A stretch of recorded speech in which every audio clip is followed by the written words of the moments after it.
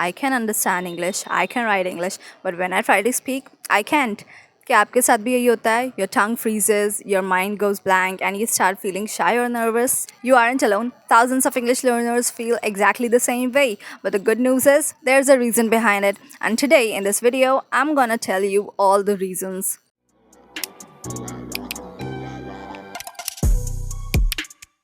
There are 4 sections in this video और हर एक सेक्शन में एक इम्पॉर्टेंट टिप होगी जो मैं उस सेक्शन के एंड में बताऊंगी और वीडियो एंड तक देखना क्योंकि मेरा जो सबसे फेवरेट सेक्शन है और सबसे सिग्निफिकेंट सेक्शन भी है वो एंड में ही है, the fourth one. Section 1, the practice problem. Many learners say, I don't have anyone to talk to. That's okay, you can talk to yourself. Talk to yourself in English while doing daily activities. You can describe what you're doing. Example, I'm making tea, I'm getting ready for work, or I'm watching Aditi's video. See, speaking English is not about using big words or complex words, but it's about using the words you already know more often. और specially अगर आप अपने initial stage पे हो तो एकदम से jump मत करो बहुत कॉम्प्लेक्स वर्ड्स पे. इससे क्या होगा, आपको उसका यूसेज भी अच्छे से नहीं मालूम पड़ेगा और आप उसको भूल ही जाओगे. So for the learners who are at their initial stage, आप बेसिक वर्ड्स से स्टार्ट करो. Let's come to the important tip of the section. Read aloud, mimic accents, repeat the dialogues from the movies. इससे क्या होगा, इससे आपकी mouth की muscles को एंड टंग की मसल्स को ट्रेनिंग मिलेगी, just like your body at the gym. And if you want to sound like a native speaker, so it's good for versatility. इससे जो आपकी माउथ की एंड टंग की मसल्स हैं वो फ्लेक्सिबल हो जाएंगे और आप आराम से एक्सेंट्स को कॉपी करना सीख जाओगे. Section 2 is for practical fix. Start small and don't jump into big and complex sentences. छोटी छोटी सिंपल लाइन से स्टार्ट करो और फिर धीमे धीमे करके एक्सपैंड करो, वरना आप शॉर्ट लाइन्स को भी फिक्स करना नहीं सीख पाओगे और अगर आप सीधे कॉम्प्लेक्स सेंटेंसेस पे चले जाओगे तो उसमें तो बेकार ही कर दोगे. Now the important tip of this section is listen more than you speak, because the more you listen, the more your brain will learn how English sounds naturally. The stress, the pauses, the pronunciation, the rhythm. And yes, that's how you train your brain to think in English and not translate it from your native language. English को जितना ज़्यादा हो सके उतना सुनो और जो भी अभी मैंने पहले कहा उसका ये मतलब नहीं है कि आप स्पीकिंग प्रैक्टिस ही नहीं करो. No. For instance, if you're doing speaking for about 60%, तो आपकी listening 80% तो होनी चाहिए. Section 3 is for psychology behind it. Another big reason is fear. Fear of being judged, fear of making mistakes, fear of sounding funny.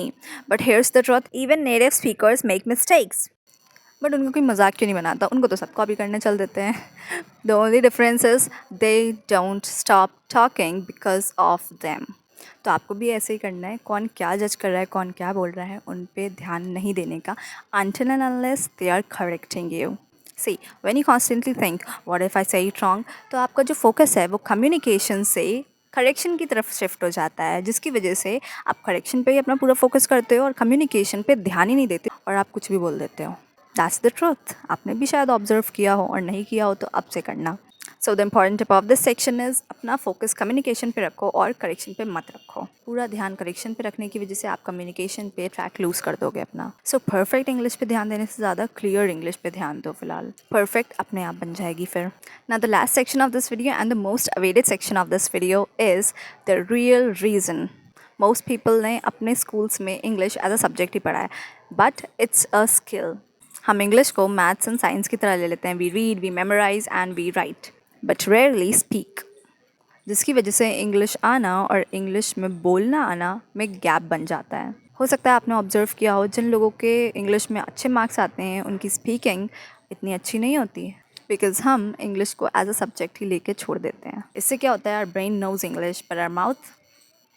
तो English को सिर्फ as a subject नहीं लो और उसे अपने नेटिव लैंग्वेज से ट्रांसलेट करना बंद करो. See, you have trained your brain to remember grammar and not to communicate. तो इंग्लिश आपके सिर्फ दिमाग तक रहती है और कभी मुंह तक आ ही नहीं पाती. It's like knowing all the dance steps in your head but never dancing. तो हमें लगता है इंग्लिश सिर्फ ग्रामर तक लिमिटेड है और उसी से ही हमें स्पीकिंग आ जाएगी, तो नोप, ऐसा नहीं है.